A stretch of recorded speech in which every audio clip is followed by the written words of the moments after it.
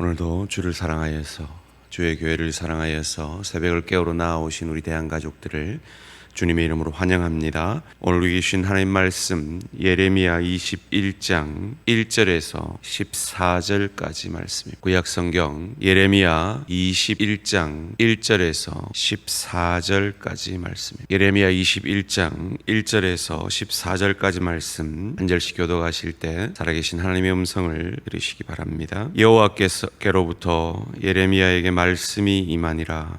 시드기야 왕이 말기야의 아들 바스올과 제사장 마아세야의 아들 스바냐를 예레미야에게 보내니라.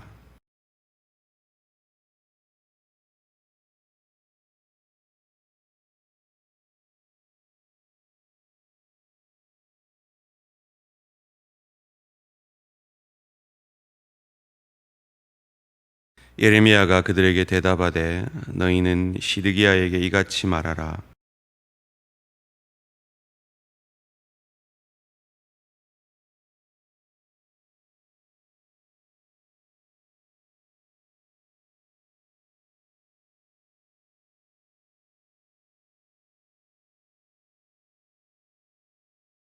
내가 든 손과 강한 팔 곧 진노와 분노와 대노로 친히 너희를 칠 것이며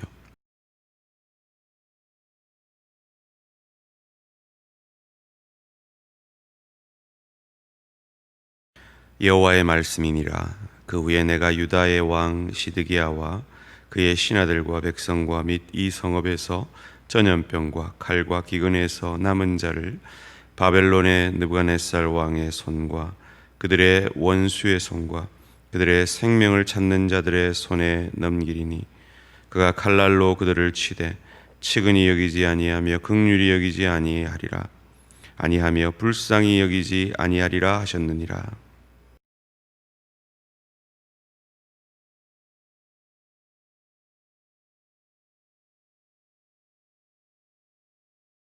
이 성읍에 사는 자는 칼과 기근과 전염병에 죽으려니와 너희를 에워싼 갈대아인에게 나가서 항복하는 자는 살 것이나 그의 목숨은 전리품같이 되리라.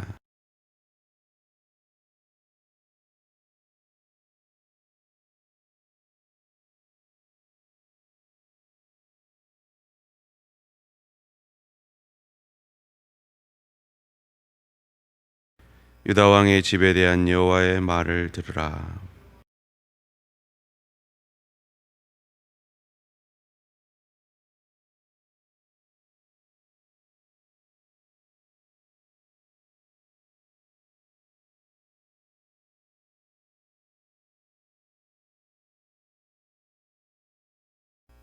여호와의 말씀이니라. 골짜기와 평원 바위의 주민아, 보라, 너희가 말하기를 누가 내려와서 우리를 치리요, 누가 우리의 거처에 들어오리요 하거니와 나는 내 대적이라.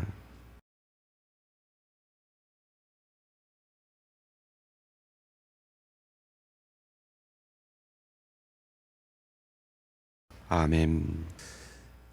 어느 신학자는 말을 했습니다. 오늘 이 시대에 가장 큰 유혹은 말씀의 피상성이다라고요. 무슨 말입니까? 말씀을 듣기는 합니다. 말씀을 배우기는 합니다. 말씀을 읽기는 합니다.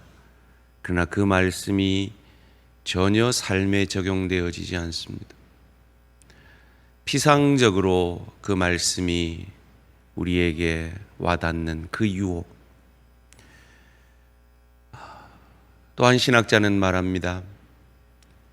오늘날 우리가 많은 그리스도인들이 이 말씀의 피상성 속에 있는 이유는 이 말씀이 너무 익숙하기 때문이다.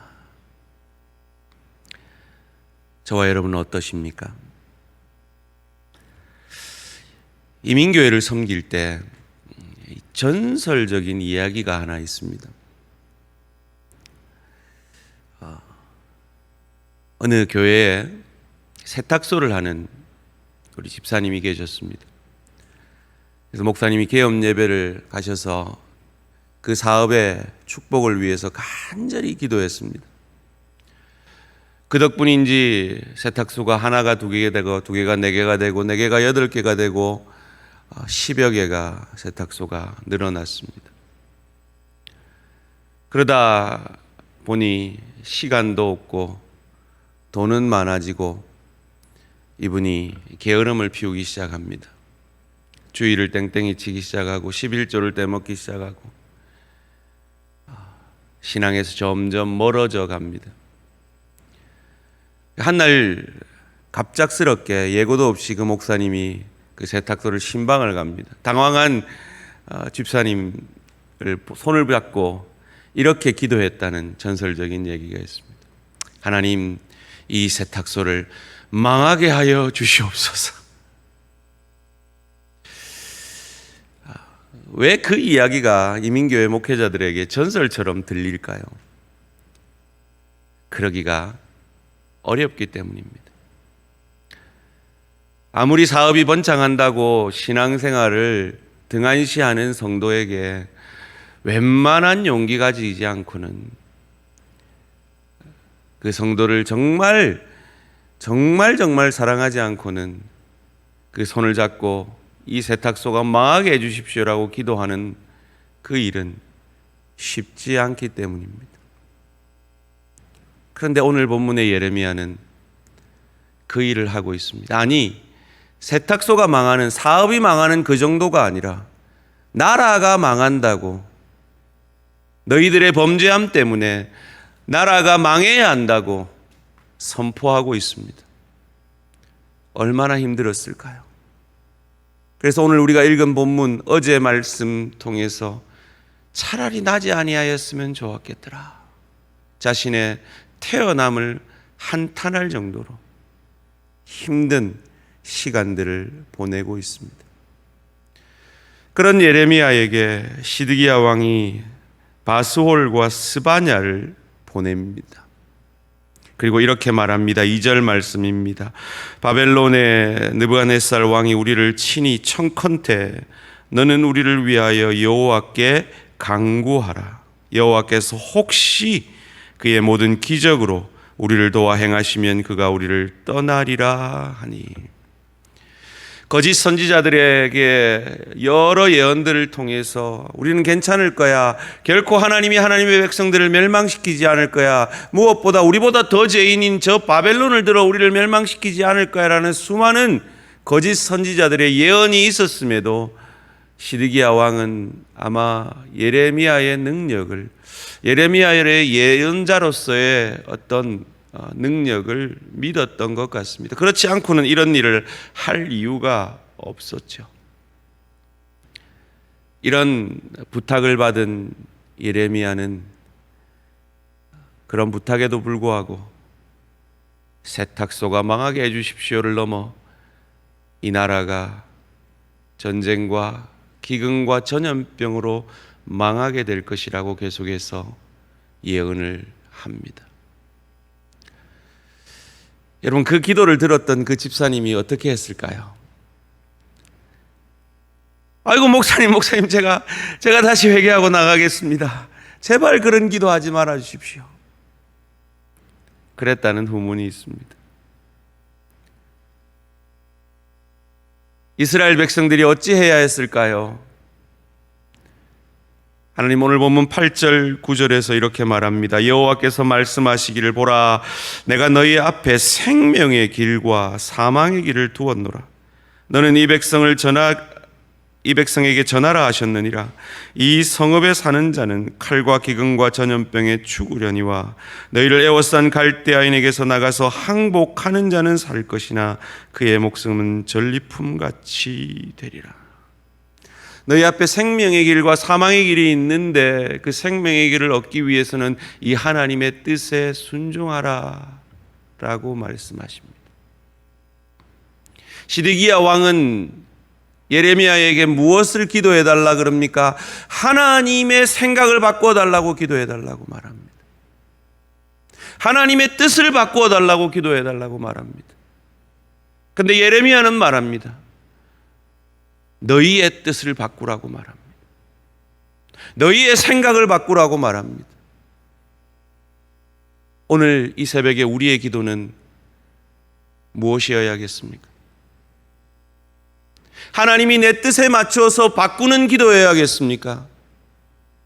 아니면 하나님의 뜻 앞에 우리의 뜻과 생각과 소원들이 바뀌어져야 하는 기도여야겠습니까?